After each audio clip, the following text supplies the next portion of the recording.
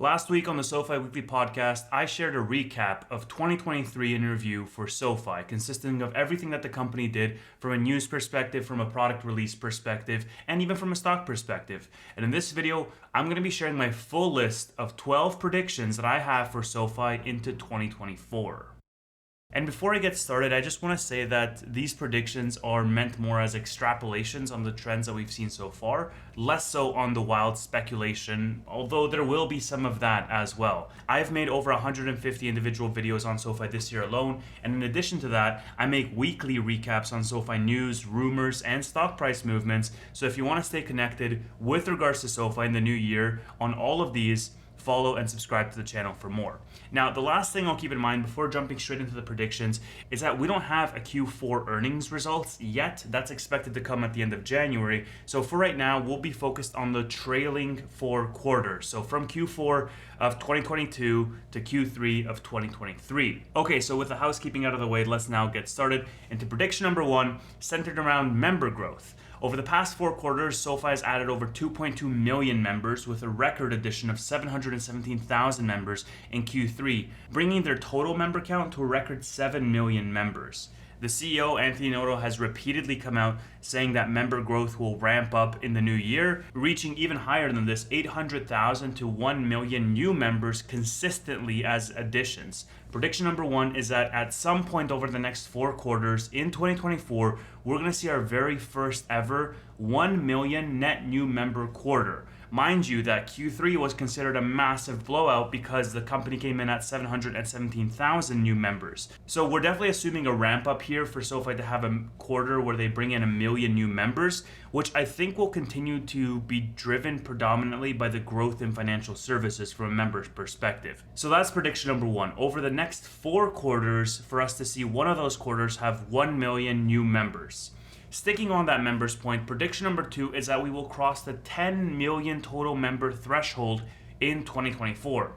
This assumes that we're going to see a ramp over the total members that we added in 2023 so far. So like I mentioned, in 2023, we added about 2.2 million new members. We're at 7 right now. For us to reach 10 million total members by the end of next year, for this prediction to come true, we need to have added another 3 million new members on top of this. So it's roughly a 50% ramp on what we've added this year, right? This year we added 2.2. Next year we need to add 3 for this prediction to come true, and SoFi to reach an overall total member count of 10 million members by the end of 2024. Again, this is going to be Q3 2024, right? We're doing the end of the calendar year, not necessarily the end of the 4th quarter, right? Because the 4th quarter comes out in January. Moving on to the third prediction, getting some of the financials out of the way before we move on to products. The SoFi executive team has consistently promised profitability starting in Q4. And so prediction number 3 is very simply, SoFi reports all 4 quarters of GAAP profitability in 2024. They don't miss a single quarter. They're just profitable consistently from here on out. Moving on to prediction number 4 is that SoFi breaks into the top 60th banks by assets. Currently, SoFi is ranked 80th with over 21 billion in assets. However, that ranking has increased significantly from a year ago where they were ranked 149th with around 9.1 billion in assets. And in order for them to break into the 60th largest commercial bank in the US by assets, we're assuming a roughly 50% increase in the growth of assets to around $30 billion for them to have to reach that ranking. Around mid-January is when we should see this ranking be updated to see the progress that SoFi has made. Now, this is obviously going to be a difficult one to reach. It also assumes somewhat of a 50% growth, but I do think that SoFi can hit the top 60th spot by assets by their September 30th, 2024 filing. Moving on, prediction number 5 is around Galileo and the technology platform as a whole. I'm confident from what management has told us that Galileo's segment contribution profit as well as their contribution to the revenue mix will both increase. However, the more interesting prediction to make is around the pilot programs that we know are in progress with large legacy financial institutions. As a result of the nature of these pilot programs, we know the life cycles are long, and during these testing periods, that a relatively small number of accounts are going to be coming online via Galileo. So let me just run through an example. If Galileo makes a deal with a legacy financial institution, they do a pilot program first. And during this pilot program, all of the new accounts that onboard onto that legacy institution are going to go through Galileo. But all of the legacy accounts, all of the ones that signed up 5 years ago, are going to still be with a legacy financial institution. Only when the pilot program is validated and that institution wants to move forward with Galileo, do they then move all of the legacy accounts over after they've proven this out? And I think that we're going to see that point in 2024, and it's going to result in big increases in terms of the total number of accounts on Galileo, contributing to a massive acceleration in Galileo's accounts growth. So my prediction is that in 2024, we're going to at least see some of these pilot programs moving on to a full partnership with Galileo and become public information. Now, this can go one of two ways. Number one, Galileo can actually be allowed to say, we're working with JP Morgan, Citigroup, Wells Fargo, insert large bank here. Or it can come in the second form, which I think is more realistic, is that management is going to let us know that, hey, these pilot programs have been validated, and we are now, in fact, in a full partnership with these large legacy financial institutions, not as a testing period, but as an actual ongoing partnership. And we're going to see that reflecting in Galileo's accounts. However, I'm still hoping that 2024 is the year that we get a big headline with regards to Galileo's partnerships with large legacy financial institutions. If Galileo partners with a large institution, I think that's going to be very good publicity, validating SoFi's tech platform and their infrastructure as a whole. But one way or the other, we're going to find out, because we know from a timeline perspective that these pilot programs are coming to an end. Prediction number 6, I won't give too much context on this one because I've already talked about it a little bit on the SoFi Weekly podcast. It's that the stock hits $20 per share. Now, I realize my price prediction on the podcast was the least bullish among the other members. At any point in 2024, what do we think is the max price hit? Let's do till the end of the year. Oh, I guess we could do both. At the end of 2024, I think that we see probably around $25. I thought I'd be higher than you guys, but I'm right there. 24 and 24 was my prediction. My guess was going to be 20, which I'm starting to realize is the lowest of the group. We hit 20, maybe we pull back around 17, 18. If they become profitable, I think they get to 13 or 14 after earnings. Hopefully this is the time they don't drop. So I'm going to say something that's going to be a little crazy. What's the all-time high? 27, I think. While he's calculating, I want to revise my peak to 29. I'm going to say 26.50. We take out all-time highs next year. Next year, we could see something that looks like 2021. Look at a 5-year chart. Even though we've had a big run now, the markets have not done anything in 2 years. There's a very small chance it can break 30 at some point next year. But at a high level, I think the profitability announcement can definitely take the stock above 52-week highs, so above 11.7 dollars per share, with the combination of a favorable macro in 2024 and 4 quarters of profitability, and also the potential of a short squeeze.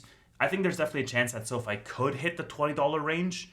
I'm not sure if it is going to stay there or if it's going to pull back. I mean, to be honest, it's way tougher, in my opinion, to speculate on price than anything fundamental, since there's so many different factors at play, which is why my prediction on the SoFi Week podcast was less bullish than the other members of the team. But I think $20 a share is the price target that I'm thinking about at the end of 2024.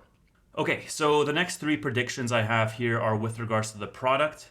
Starting off with the most likely to happen, prediction number 7 is a direct integration between SoFi and Zelle.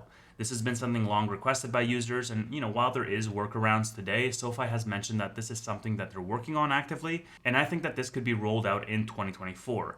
So the reason why I say it's more likely is because this is already something in progress. Management has already told us that much. Again, going back to what I said in the beginning of this video, these are essentially extrapolations over the nuggets of information that we already know.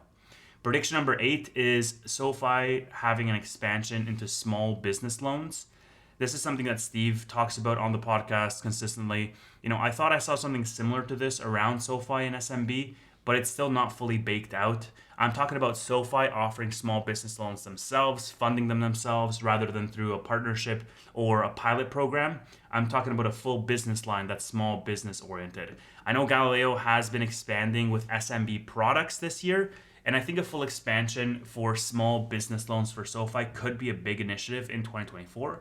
However, the one thing I'll say on this is that when asked, the CEO, Anthony Noto, has mentioned that the total addressable market for their existing businesses, so for personal loans as an example, or for student loans, is already big enough to allow for them to expand comfortably. They don't need to bend over backwards, essentially, to rush to introduce new business lines as a way to capture more market share. So I don't think SoFi is going to be in a rush to expand to small business loans, but I do think that in the second half of 2024, we could see an expansion, or at the very least, management talking about it more actively.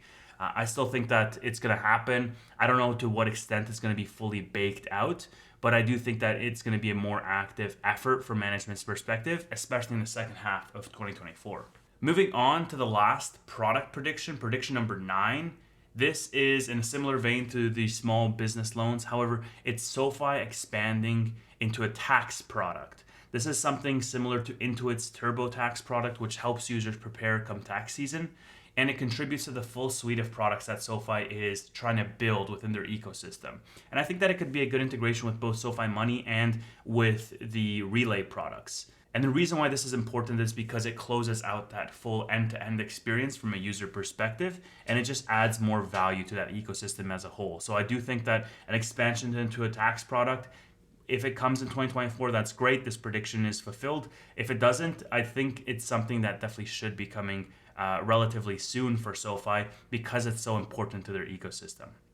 Prediction number 10 is now when we get into that speculation aspect. SoFi makes another acquisition. And if you think about it, this is not some crazy outlandish statement to make because SoFi has made consistent acquisitions in quick succession over the past 3 years, right? If you think, they purchased Galileo in 2020, they purchased both Technisys and Golden Pacific Bancorp in 2022, and they purchased Wyndham Capital in 2023. So that's 4 acquisitions in 3 years. I think it's very possible that we could see another SoFi acquisition, right? Like, we're not thinking gigantic merger. We're thinking maybe a small tech company for Galileo, maybe some insurance play to further consolidate their cores. Management did say earlier in 2023 that they are right now focused on that integration with Technisys. And we did see that integration play out, right? We saw some redundancies being cut in the first couple of quarters of 2023. We saw Galileo and Technisys come out and say, hey, we're now going to refer to ourselves just as Galileo. We saw the integration of Technisys' products in the Galileo suite. And so I think that they've absorbed the Technisys acquisition. And, they also did purchase Wyndham in the summer as well. So I wouldn't be surprised if SoFi focuses on another acquisition, maybe towards the second half of 2024, to further vertically integrate their stack, bring more of their cores in-house, and try to offer more themselves. Moving on to prediction number 11, it's similar to number 10, but flipped. I think 2024 is going to be a good year for M&A in general, and that also applies to other companies looking to acquire SoFi. Keep in mind that at this point, this company will have been profitable and steadily growing their top and bottom line. When paired with the increased margins and the growth of the technology platform, I think more attention is going to come to the technology platform in terms of SoFi earning that hybrid valuation. I think that this is also going to attract M&A attention from a potential buyer, maybe a legacy financial institution. I'm unsure whether this is going to come in the form of rumors or an actual offer on the table for SoFi, but I definitely think there's going to be increased M&A chatter and attention in 2024. Finally, the last prediction I wanted to make it something a little fun. Prediction number 12 is a member of the SoFi team comes onto the SoFi Weekly podcast. This might be a little bit of wishful thinking, but in 2023, Chris Hager did interview Chris Lapointe multiple times, and as a result of those chats, cleared up multiple issues around loan sales, around stock-based compensation, and other major topics that were on investors' minds at the time.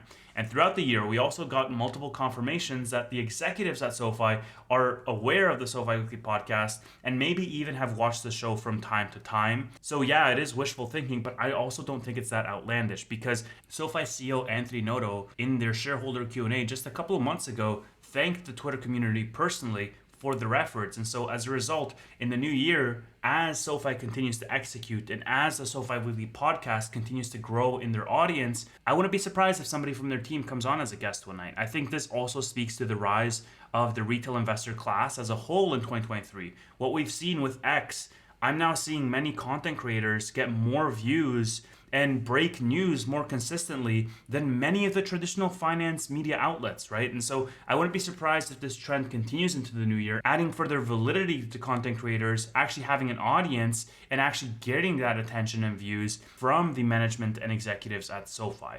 But I digress. That is all of the predictions that I had, all 12 predictions for SoFi as we head into the new year. Let's see how many of these actually come true when we revisit this video 12 months from now. And let me know in the comments below whether you agree with these predictions or not, or whether you have other predictions that I haven't thought about. Let me know. And finally, if you did enjoy this video, and if you want to stay tuned with more SoFi content, subscribe and follow for more. For right now, this is the Fundamentals of Investing podcast. Thank you so much for listening.